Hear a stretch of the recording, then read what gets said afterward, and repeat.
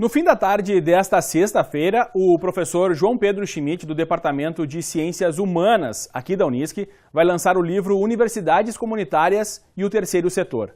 A obra, de 247 páginas, começou a ser idealizada há 7 anos, quando as universidades comunitárias brasileiras iniciaram um processo de mobilização em favor da aprovação de uma lei que reconhecesse essa característica. E para saber um pouco mais sobre este livro, a repórter Sarana Fonseca foi conversar com o autor. O professor do Departamento de Ciências Humanas da Unisc, João Pedro Schmidt, lançou um livro chamado Universidades Comunitárias e o Terceiro Setor, Fundamentos Comunitaristas da Cooperação em Políticas Públicas. E nós vamos bater um papo com ele para saber mais sobre a obra. Boa tarde, professor. Professor, como este livro foi idealizado? Olha, eu venho pensando nesse livro há uns 7 ou 8 anos, mas mais ativamente nos últimos 5 anos.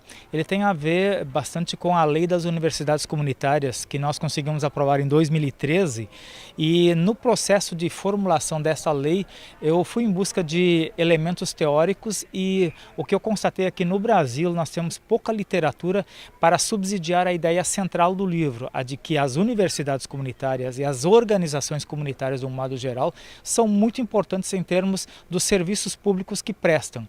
Na falta de uma literatura forte sobre esse assunto, eu resolvi então me dedicar mais aprofundadamente a uma corrente de pensamento chamada comunitarismo, que essa respalda em nível internacional e também nacional a importância das universidades comunitárias e das organizações da sociedade civil.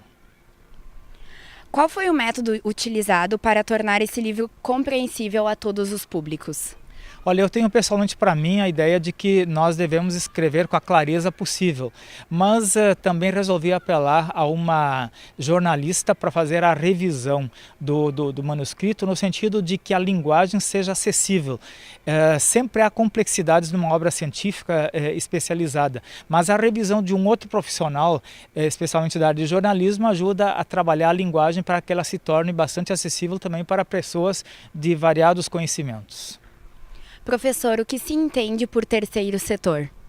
No Brasil, em geral, se entende terceiro setor como o conjunto das organizações não governamentais. Para a maioria das pessoas, terceiro setor são as ONGs, o que não procede. O terceiro setor é muito melhor compreendido quando ele é visto como o conjunto das organizações da sociedade civil em geral. E aí nós incluímos, por exemplo, as universidades comunitárias, as rádios comunitárias, os bancos comunitários, também as organizações não governamentais, as diversas associações, fundações, sindicatos, cooperativas. Este significado mais amplo do terceiro setor ajuda a entender melhor o papel que estas organizações têm no âmbito não só do Brasil, mas da economia e da sociedade mundial. O senhor afirma que os Estados Unidos é um país referência nos estudos sobre o terceiro setor e que lá isso define-se como setor não lucrativo. E em relação ao Brasil, pode-se dizer o mesmo? Eu estudei ano passado nos Estados Unidos com uma das principais referências nesta área, que é o professor Amitai Etzioni. O setor não lucrativo, ele abrange todas essas organizações que eu falei, com exceção das cooperativas e das entidades mutualistas, parte das quais não é considerada dentro desse conceito. Eu entendo que esse conceito que eles utilizam lá, ele precisa evoluir um pouco mais, a semelhança do que já ocorre na Europa em vários países, né? Aqui no Brasil nós ainda temos uma visão muito limitada do terceiro setor. Como eu falei antes, se entende ainda muito a ideia de organizações não governamentais. Portanto, eu entendo que o conceito norte-americano e o conceito europeu combinados, eles nos fornecem uma base teórica e também com expressão na realidade. Portanto, temos que melhorar um pouquinho o patamar da discussão que já existe lá e adequá-la, é claro, à realidade brasileira. Muito obrigada pela entrevista, professor. Sarana Fonseca, para o Unisc Notícias. O livro Universidades Comunitárias e Terceiro Setor, do professor João Pedro Schmidt, custa R$ 30. Eles estão à venda na Livraria do Campus, aqui na Unisc, e na Livraria Iluminura, no centro de Santa Cruz do Sul.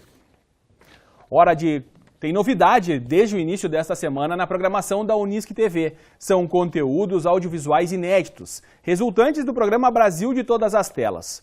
Confira o que está rolando. Os materiais foram produzidos por 83 produtoras brasileiras independentes das 5 regiões do país. Tudo isso é resultado da primeira chamada pública da linha de produção de conteúdos destinados às TVs públicas. O catálogo de obras conta com 249 horas de conteúdo audiovisual independente. E a programação é variada. Tem séries de animação e ficção para o público infantil, séries documentais para o público jovem, até séries e telefilmes para público adulto, que abordam temas como rituais de passagem na primeira infância, desigualdades nas relações sociais e relacionamentos na era digital. Os conteúdos são disponibilizados exclusivamente para canais universitários, como a Unisc TV, canais comunitários e educativos e culturais. O programa Brasil de Todas as Telas foi lançado em julho de 2014 para atuar na expansão do mercado e na universalização do acesso às obras audiovisuais brasileiras. O projeto foi formulado pela Ancine, em parceria com o Ministério da Cultura e com a colaboração dos representantes do Comitê Gestor do Fundo Setorial do Audiovisual. Aqui na Unisc TV, a programação inédita será de segunda a sexta-feira, às 4 horas da tarde para o público infantil e às 7 horas da noite, após a reapresentação do Unisc Notícias para o público jovem e adulto. Hora de conhecermos a dona Dejanira, a mãe da Caroline e do Joaquim. Meu nome é Dejanira Silveira, tenho 40 anos, sou mãe pela segunda vez depois de 20 anos. Hoje o que eu vejo, a diferença que é melhor financeiramente e também eu tenho a minha filha para me ajudar.